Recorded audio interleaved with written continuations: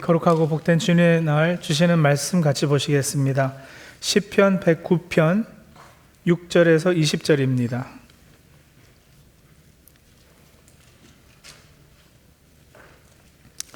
구약성경 시편 109편 6절에서 20절 말씀, 우리 한 절씩 교독식으로 읽겠습니다. 그러므로 악인을 시켜 그와 맞서게 하십시오. 고소인이 그의 오른쪽에 서서 그를 고발하게 하십시오. 그가 재판을 받을 때에 유죄 판결을 받게 하십시오. 그가 하는 기도는 죄가 되게 하십시오. 그가 살 날을 짧게 하시고 그가 하던 일도 다른 사람이 하게 하십시오. 그 자식들은 아버지 없는 자식이 되게 하고 그 아내는 과부가 되게 하십시오. 그 자식들은 떠돌아다니면서 구걸하는 신세가 되고 폐허가 된 집에서마저 쫓겨나서 밥을 빌어먹게 하십시오. 빚쟁이가 그 재산을 모두 가져가고 낯선 사람들이 들이닥쳐서 재산을 모두 약탈하게 하십시오. 그에게 사랑을 베풀 사람이 없게 하시고 그 고아들에게 은혜를 베풀어 줄 자도 없게 하십시오. 자손도 끊어지고 후대에 이르러 그들의 이름까지도 지워지게 하십시오. 그의 아버지가 지은 죄를 주님이 기억하시고 그의 어머니가 지은 죄도 지워지지 않게 하십시오. 그들의 죄가 늘 주님에게 거슬리게 하시고 세상 사람들이 그를 완전히 잊게 하여 주십시오. 이것은 그가 남에게 사랑을 베풀 생각은 않고 도리어 가난하고 빈곤한 자를 괴롭히며 마음이 상한 자를 못 살게 하였기 때문입니다. 그가 저주하기를 좋아하였으니 그 저주가 그에게 내리게 하십시오. 축복하기를 싫어하였사니 복이 그에게서 멀어지게 하십시오. 저주하기를 옷 입듯 하였으니 그 저주가 물처럼 그의 뱃속까지 스며들고 기름처럼 그 뱃속에까지 배어들게 하십시오. 그 저주가 그에게는 언제나 입는 옷과 같고 항상 띠는 띠와 같게 하십시오. 같이 읽겠습니다. 주님, 나를 고발하는 자와 나에게 이런 악담을 퍼붓는 자들이 오히려 그런 저주를 받게 해 주십시오. 여러분, 놀라지 마십시오. 성경에는 특히 시편에는 소위 저주의 시라고 불리는 시편들이 여럿 있습니다. 주로 시편 기자가 자기 원수를 저주하는 내용의 시인데 그 중에서도 오늘 본문인 시편 109편은 가장 강도가 높은 아주 매서운 맛의 시입니다. 방금 읽었지만 여러분 한 절씩 그 내용을 가만히 뜯어보면 정말 무시무시하거든요. 그 20절 우리 다 같이 읽고 나서 아멘 하신 분들 계시던데 그게 정말 되셨어요? 아멘이? 아니면 그냥 생각 없이 하신 거예요? 보세요. 6절 봅니다. 악인을 시켜서 그와 맞서게 하시고 그의 오른쪽에 고소인이 서게 해달라고 그러는데 여기 고소인이라는 히브리어 단어가 바로 사탄이에요. 그 개역 개정은 아주 적나라하게 사탄이라고 번역했습니다. 사탄에게 원수가 괴롭힘을 당하게 해달라는 간구예요. 시작부터 세지 않습니까? 7절 재판받을 때 무조건 유죄 판결 받게 해달라고. 8절 그의 살 날을 짧게 하시고 그가 하던 일, 그의 직분을 다른 사람이 빼앗아 가게 해달라고 기도하는데 한마디로 말하면 빨리 죽여달라는 뜻이죠. 9절에서 10절이요. 여러분 100번 양보해서 원수 본인을 저주하는 것까지는 그렇다고 치겠어요. 그런데 저주가 어떻게 돼요? 자식들에게로 번지잖아요. 그 자식들은 아버지 없는 자식이 되게 해달라고, 아내는 과부가 되게 하고 자식들은 구걸하는 신세가 돼서 폐허가 된 집에서도 쫓겨나서 빌어먹게 해달라고 기도합니다. 와, 이 아내와 자식을 건드려, 이건 선을 넘은 거죠. 욕 중에서도 정말 심한 욕 아니겠어요? 11절 빚쟁이에게 시달리고 재산 다 뺏기게 해주시고 12절 아무도 그를 동정하거나 그러지 못하도록 심지어는 고아된 자식에게도 은혜 베푸는 사람이 없게 해달라고. 13절 이하에는요, 정리하면 그저 결국에는 대가 끊겨지고 역사에 이름이 남지 않게 해달라고.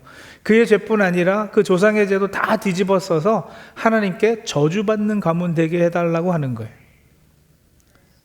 너무 심하지 않나요? 여러분, 이거 우리가 일상에서 듣는 가장 험하고 상스러운 욕설보다 더 잔인해요. 하나님 앞에 드리는 기도 치고는 너무 저급합니다. 여러분도 이거 읽으시면서 솔직히 불편하지 않으셨냐고요? 게다가 이게 누구의 시라고요? 다윗의 시예요. 성군이라고 불렸던, 하나님 마음에 합당한 사람이라고 칭찬받았던 사람 다윗입니다. 원수를 사랑해라, 원수를 위해 기도해라, 나에게 잘못한 사람도 용서해라. 그것도 예수님은 몇 번까지 하라고 그러셨어요? 70번씩 7번이라도 그리해라. 이런 가르침들이 기독교의 가르침 아니겠습니까? 그런데 그와 정반대되는 이런 저주의 시, 저주 기도는 우리가 어떻게 받아들여야 할까? 고민이 되지 않을 수 없어요. 이런 고민과 불편함을 해결해 보려고 그동안 많은 학자와 설교자가 나름대로 궁색한 변명을 해왔습니다. 예를 들면 뭐 이런 거죠. 이거는 다윗이 영적으로 아직 철이 없을 때, 미성숙했을 때 한 기도다. 그것도 아니면 구약의 하나님은 진노의 하나님이시라 이런 기도가 통했을지 몰라도 신약의 하나님은 사랑의 하나님이시니 이건 옛날 이야기다. 근데 그저 억지 변명에 불과하죠.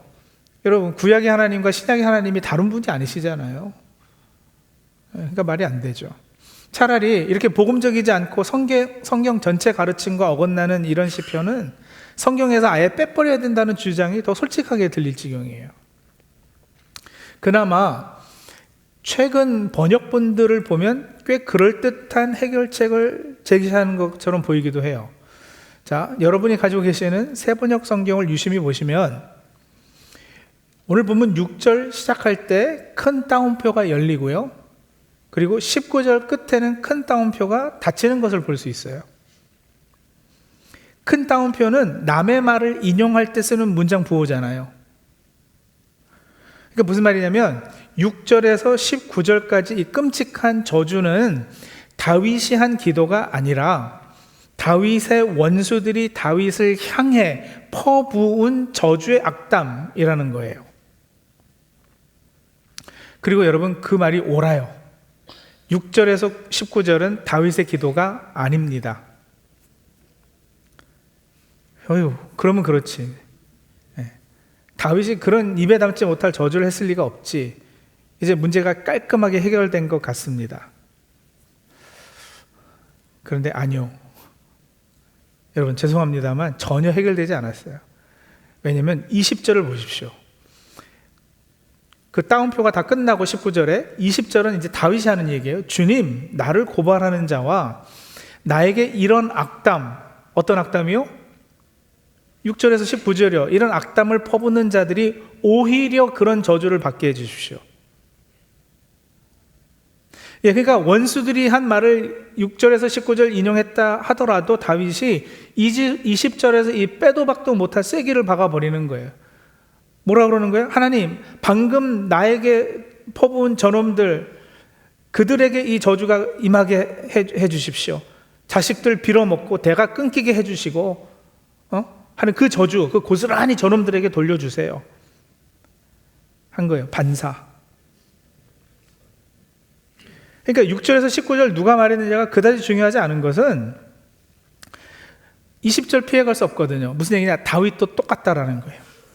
다윗 역시도 지금 원수를 저주하고 원수가 완전히 파멸되기를 진심을 다해 원하고 있어요. 그러니 우리는 다시 원점으로 돌아와 버렸습니다. 다윗이 대체 왜 이런 기도를 하는 것이고 이런 저주의 기도를 우리는 어떻게 받아들여야 하는 건가?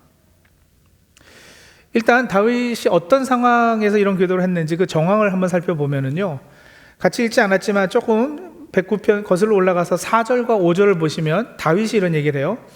나는 그들을 사랑해서 그들을 위해서 기도도 했는데 그들은 나를 고발했다. 나의 선을 그들은 오히려 악으로 갚았고 사랑해줬는데 미움으로 갚았다, 이러거든요. 그러니까 지금 다윗이 느끼는 고통의 핵심은 철저한 배신감입니다. 모르는 사람에게 지금 돌맞은 게 아니고요, 내가 사랑해줬던 사람, 내가 진심으로 선을 베풀었던 그 사람이 어려울 때 눈물로 기도해줬던 그 사람이 가장 결정적인 순간에 칼을 꽂고 나를 모함하고 비방하는 거예요. 그 배신의 칼날이 얼마나 깊숙이 박혔던지 22절 내려가 보면 다윗이 이런 고백해요. 나는 가난하고 빈곤합니다. 내 마음이 깊은 상처를 받았습니다. 여기서 가난과 빈곤은 돈이 없다는 뜻이 아니고요, 영혼이 탈탈 털려버린 상태, 마음이 갈갈이 찢어져 나간 상태를 뜻해요. 그리고 그 상태가 얼마나 깊었으면 24절에 보면 목숨을 걸고 금식 기도를 합니다. 하루 이틀 굶은 게 아니에요. 무릎이 약해지고 몸에 기름기가 다 빠져서 해골처럼 수척해 보일 정도로 죽을 것 같아서 하나님 앞에 매달려 울부짖는 기도, 이게 시편 109편의 기도예요. 정확히 언제였는지, 사울 왕에게 쫓길 때였는지, 아들 압살롬이 반역했을 때인지, 도액이나 시므이 같은 인간들에게 당한 수모 때문인지는 확실치 않지만 분명한 거 한 가지, 다윗은 지금 아파 죽기 직전이라는 거. 근데 여러분, 그렇기 때문에 이런 불편한 저주의 기도가 성경에 기록되어 있다는 사실이 한편으로는 얼마나 감사하고 위로가 되는지 모르겠어요. 네, 불편과 곤란을 주는 것도 사실이지만 성경 읽다 보니까 엉뚱한 이런 얘기가 나와서, 하지만 또 다른 차원에서는 일종의 카타르시스도 느껴지고요. 무엇보다 성경은 나와 참 가까운 책이구나 하는 안심이 되는 부분이 있는 거예요. 나도 일상생활하면서 느끼는 이 생생한 인간적인 감정, 이런 걸 성경의 인물들도, 하나님이 들어 쓰신 다윗 같은 사람도 다 겪었고 느꼈구나. 이들도 나와 크게 다르지 않은 사람들이구나 라는 깨달음이 주는 안도감이 분명히 있죠. 그래서 여러분, 감정 자체를 인정받고 있어요. 우리의 감정이. 성경은 우리 그런 감정들을 인정해 주고 있단 말이에요. 근데 이제 문제는 그 감정을 어떻게 다루는가 하는 문제인데, 우리는 흔히 신앙생활하면서 교양과 체면이라는 가면을 씁니다. 마음에서는 불이 나고 당장이라도 그 사람 찾아가 멱살을 잡고 싶고, 밤마다 억울해서 피눈물이 나는데도 교회에 와서는 두 손을 모으고 고상하게 기도하죠. 하나님, 그 사람을 축복합니다. 제 마음에 평안을 주옵소서. 그렇게 고상하게 기도하고 문을 나서서 우리의 삶은 어떤가? 속에 쌓아둔 분노와 억울함이 꾹꾹이 눌려 있다가 결국에서는 어딘가에서는 터져요. 엉뚱한 곳에서. 그게 몸에 병이 돼서 터지기도 하고요. 더 파괴적인 모습으로 가족이나 이웃에게 폭발하기도 하죠. 속은 썩어 문드러지는데 겉으로만 거룩한 척하는 위선, 그것이 우리를 때론 더 깊게 병들게 만들어요. 자기 안에 그 시커먼 도끼를 머금은 채로는 여러분, 내 영혼이 살 수 없습니다. 그걸 피하기 위해서는 먼저 이 감정에 대해서 솔직해야지 돼요. 이 감정을 그대로 마주하지 않으면 자기를 속이게 되고 결국 그 도끼를 해결하기가 어려워지는 거예요. 그렇다고 이걸 함부로 밖에서 풀면, 말씀드렸죠, 사람과의 관계도 깨어지고 공동체도 해를 입게 돼요. 우리가 여러분 적어도 사람과 사람과의 관계 속에서 최소한의 교양과 예의는 지켜야 되잖아요. 심지어 그것이 응당한 대응이라 할지라도 사람 앞에 가서 대놓고 독한 저주를 퍼놓으면 어떤 관계도 제대로 유지되기 쉽지 않아요. 1대1의 관계뿐 아니라 주변 관계도 다 망가집니다. 그러면 이중적인 모습으로 살자라는 거냐? 아니요. 최소한의 예의는 지켜야 관계와 공동체가 유지된다라는 거예요. 여러분, 이렇게 생각하셔야 돼요. 깨끗한 집은 쓰레기가 없는 집이 아니에요. 잘 생각해 보세요. 깨끗한 집은 쓰레기를 쓰레기통에 모아 집어넣은 집인 거예요. 청소해서. 우리도 마찬가지예요. 여러분, 부정적인 감정, 온갖 쓰레기 같은 안 좋은 이런 것들이 우리 안에 없지 않아요. 어느 누구든 사람이라면. 그런데 그것들을 어떻게 관리하느냐, 걸맞은 안전하고 신앙적인 방법으로 다루느냐, 그렇지 못하느냐 차이에서 이것이 파괴적이 될 수도 있고 오히려 긍정적인 에너지도 될 수 있는데, 그런 의미에서 저주 기도의 방법론적인 관점에서 한 두 가지를 말씀을 드리면요, 다윗의 기도를 보면서, 첫째, 다윗은 하나님 앞에서 포장하지 않았습니다. 자기 상처를 미화하지 않았고 인과관계를 확대하지 않았어요. 때로 우리는 교묘하게 나의 저주를 정당화시키면서 우리 스스로를 속이거든요. 이 억울한 기분이 결국에는 복수는 내 권리다, 이렇게까지 결론을 내곤 하고요. 하지만 다윗은 단지 그 억울함과 배신감을 있는 그대로 인정하고 표현했을 뿐이에요. 하나님과 자기를 속이지 않고 솔직하게, 그리고 솔직해야 진단이 되고 바른 진단이 정확히 있어야 처방이 말을 듣는 거거든요. 자, 그리고 두 번째는 다윗은 여전히 기도의 틀 안에서 이 일을 했어요. 그러니까 하나님께 아뢰었다라는 거예요. 사람한테 가서 막 쏟아부은 것이 아니고요, 하나님 앞에 쏟아내었어요. 혹 그 누군가 그 저주에 합당한 원인을 제공한 사람이 있더라도 그 사람에게 향하기보다는 하나님 앞에 와서 하소연과 눈물로 그 깨진 마음을 고합니다. 그 과정을 통해서 더 이상 독을 품고 있지 않게 되면서도 그 독이 사람과 관계에 해되지 않도록 한 거예요. 다시요, 품고 있으면 나를 망치고요, 사람에게 쏟아내면 관계를 망치고 때로는 공동체를 해요. 그러나 그 분노와 상처를 하나님 앞에 가져가는 거, 이게 이제 저주 기도인데, 그래서 적어도 다윗의 이 가감없는 기도는 상처받은 하나님의 자녀들이 숨을 쉴 수 있도록 하나님께서 허락하신 영혼의 숨구멍이자 안전장치인 것이죠. 다윗의 기도에서 이걸 좀 배우자라는 거예요. 여러분, 우리는 인격자이신 하나님을 섬기고 있고 그분과 대화할 수 있는 특권을 가지고 있지 않습니까? 다른 사람은 아무에게도 알릴 수 없는 비밀도 하나님께는 알릴 수 있잖아요. 그리고 내 속이 얼마나 더럽고 죄 많고 시커멓다라는 거 하나님께서는 이미 다 알고 계셔요. 그러니 그 앞에서 가식적일 필요가 없어요.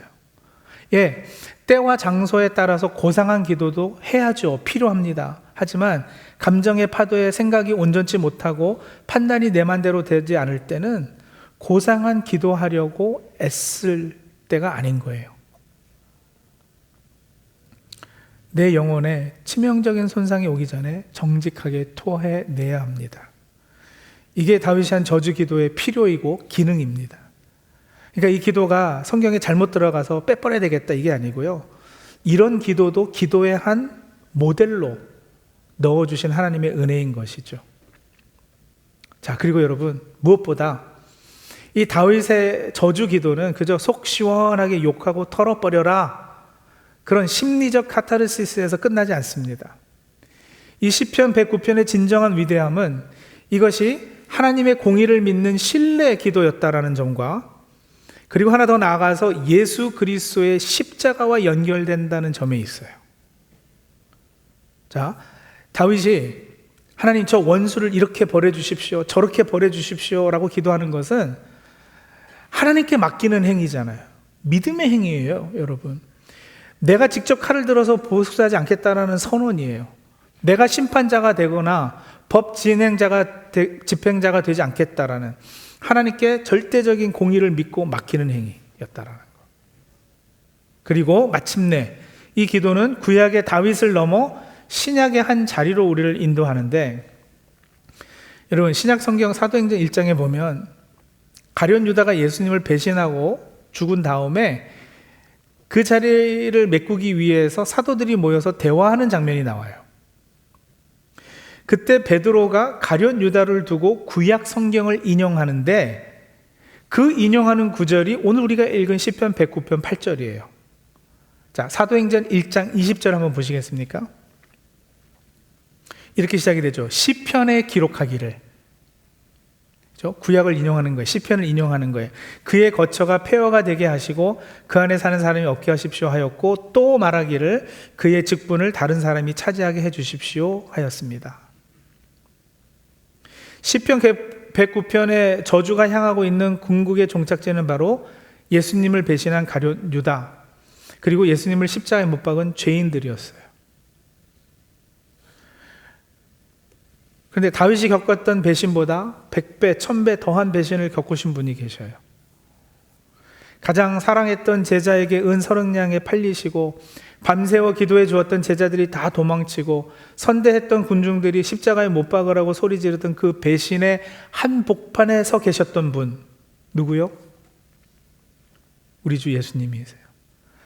그러니까 시편 109편의 논리대로라면 십자가 위에서 예수님은 하늘을 향해 이 저주의 말들, 저주의 씨를 쏟아내셨어야 마땅해요. 하나님, 저들의 살날을 짧게 하시고 저들의 자식들은 빌어먹게 해주세요, 이러셨어야지 돼요. 근데 아시다시피 십자가에서 예수님은 전혀 다른 기도를 하십니다. 아버지, 저 사람들을 용서해 주십시오. 저 사람들은 자기네가 무슨 일을 하는지 알지 못합니다. 예수님도 사람이었는데 어떻게 이게 가능했을까요? 다윗보다 예수님이 더 고상하고 참을성이 많으셔서 그랬을까요?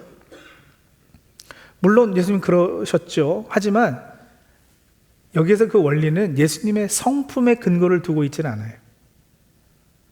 성경은 선포하는데 뭐라 그러냐면 예수님이 십자가에서 우리가 받아야 할 시편 109편의 모든 저주를 친히 온몸으로 흡수하셨기 때문이라 그러는 거예요. 갈라디아서 3장 13절입니다. 우리 한번 같이 읽습니다. 그리스도께서 우리를 위하여 저주를 받은 사람이 되심으로써 우리를 율법의 저주에서 속량해 주셨습니다. 기록된 바 나무에 달린 자는 모두 저주를 받은 자이다 하였기 때문입니다.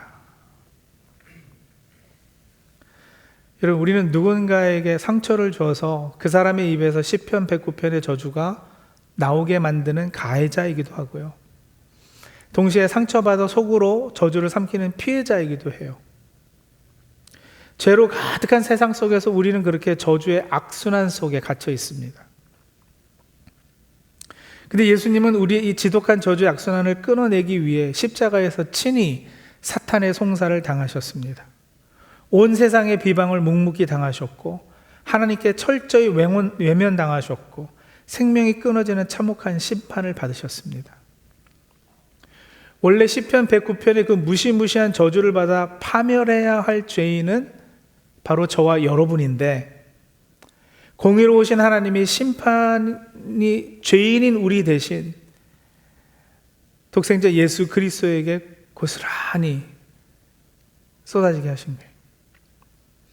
십자가는 하나님의 엄정한 공의와 한없는 사랑이 만난 자리이면서 모든 저주 기도에서 상처, 눈물, 고통들을 자석처럼 끌어가는, 그래서 결국 이 저주의 악순환을 끊어낼 유일한 해방구인 것입니다. 여러분, 사실 저에게도 이 저주의 터널을 지나지 않았다면 도저히 통과할 수 없었던 혹독한 시절이 있었어요. 이미 제 간증을 알고 계신 분도 계시지만 제 영적 성장에 가장 깊은 흔적을 남긴 일이기에 다시 한번 나누는데요. 저희 가족이 미국에 이민 오자마자 미국 중서부에서 저희 아버지가 전혀 경험도 없었던 그 중국 식당 하나를 인수해서 운영하셨어요. 그때 그 중국 식당 셰프가 그 조그만 동네 하나밖에 없었던 조그만 한인교회 장로님이셨어요. 장로님도 한 분 계셨던 교회. 교인이 한 30명, 40명 이런데. 저희는 한국에서는 교회 안 다니다가 한국 사람들 모이는 곳이니까 이제 거기 다니기 시작하면서 거기서 세례도 받았어요. 세례 받을 때 그 장로님이 그 세례물 옆에서 우리 이렇게 들고 있었던 그분이신데, 참 아이러니하게도 그 장로님이 결국 우리 가족이 미국에서 불법 체류하고 있다는 걸 알고는 가게 내놓지 않으면 이민국에 고발하겠다고 협박해서 가게를 고스란히 이렇게 빼앗겼어요.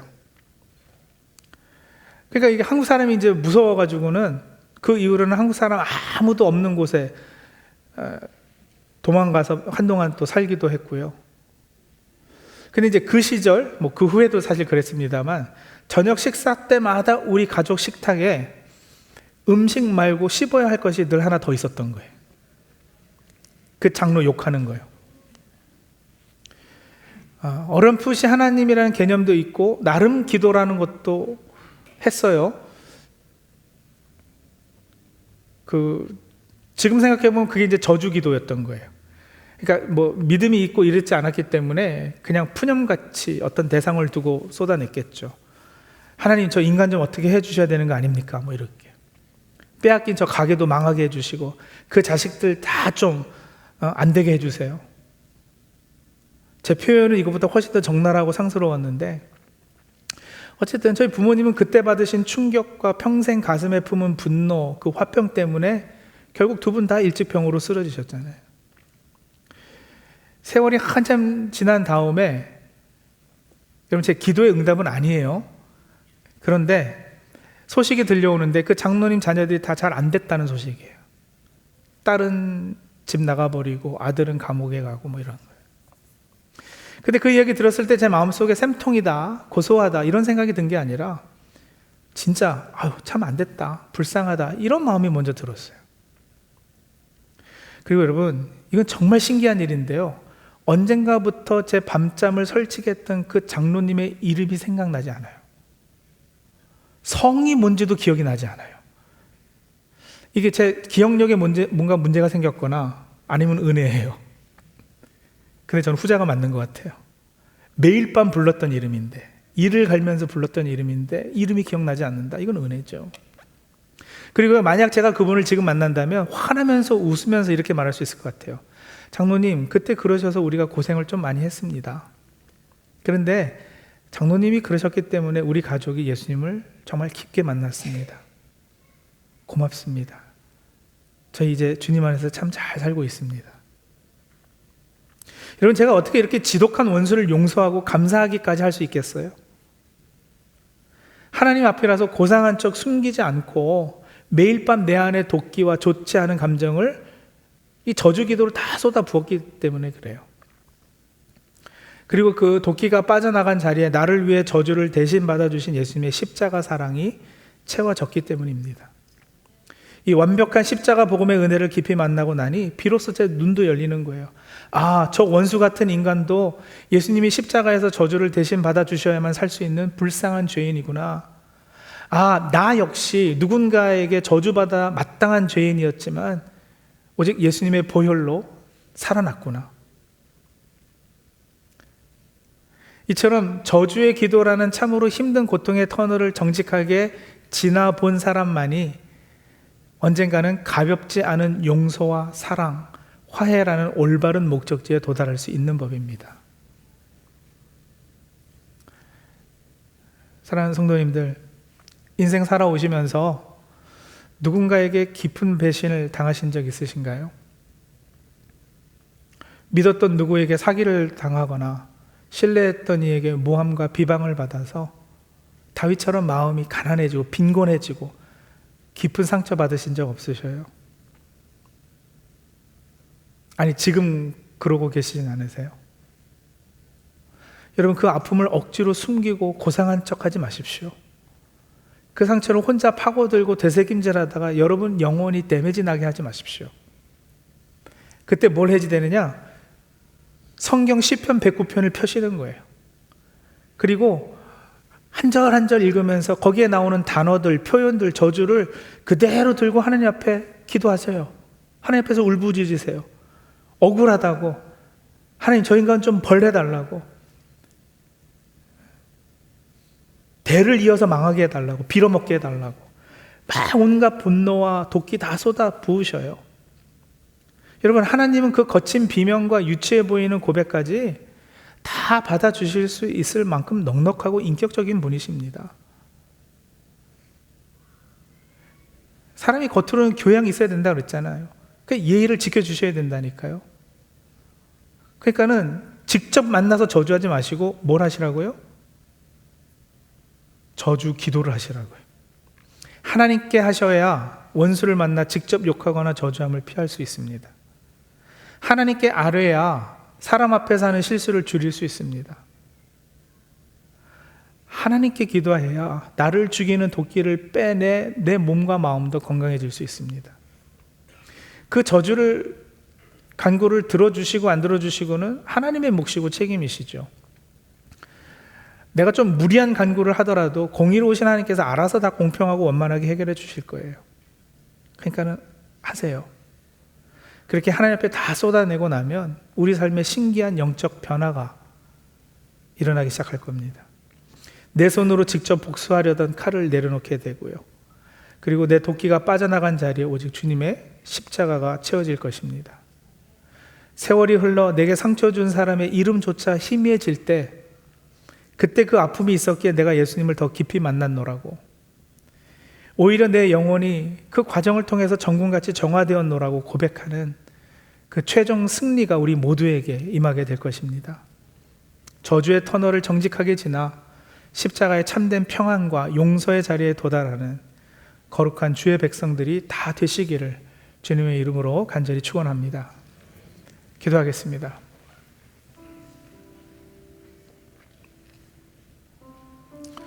이 시간 가면을 벗고 하나님 앞에 정직하게 다 토해내는 그런 우리들 되게 해달라고 기도하실까요?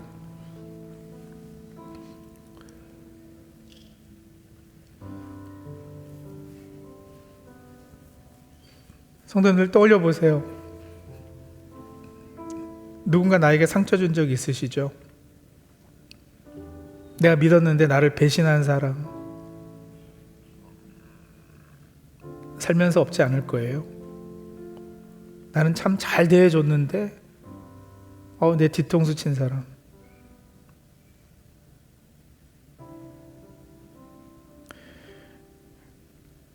근데 그 상처로 인한 부정적인 그 감정 성도들 어떻게 처리하셨는가요?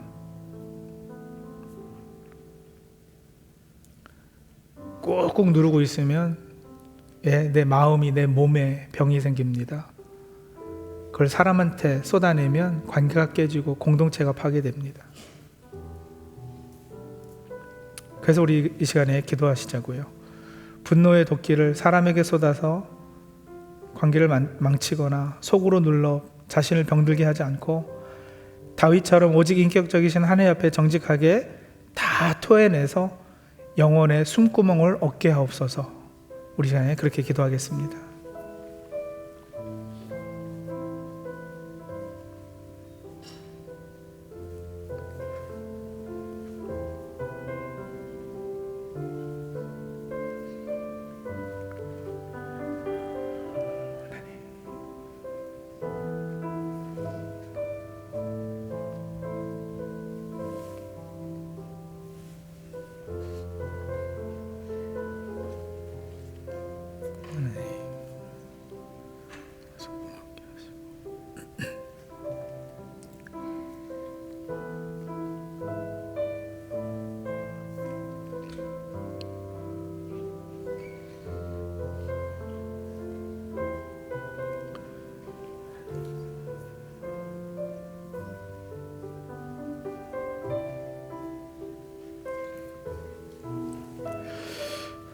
우리 한 가지 더 기도하겠습니다.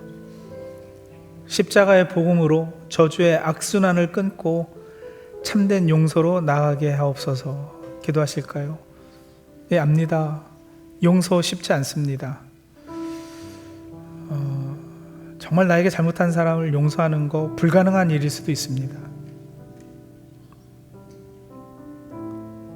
그러나 우리 대신 모든 저주를 온몸으로 흡수하신 예수 그리스도의 십자가를 바라보고 그 상처의 자리가 오히려 주님을 깊이 만나는 은혜의 자리가 된다면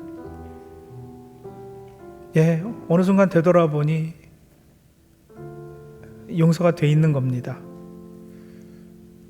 그런 은혜가 있을 수 있습니다. 우리 시간에 기도할 때요, 내가 직접 칼을 들어 복수하려는 교만도 내려놓게 하시고 재판장이신 하나님의 공의의 심판을 철저히 위택하게 하시고 예수 그리스도의 십자가 은혜로 나 혼자 스스로는 절대 불가능할 용서 가능케 하여 주옵소서. 같이 기도하실까요?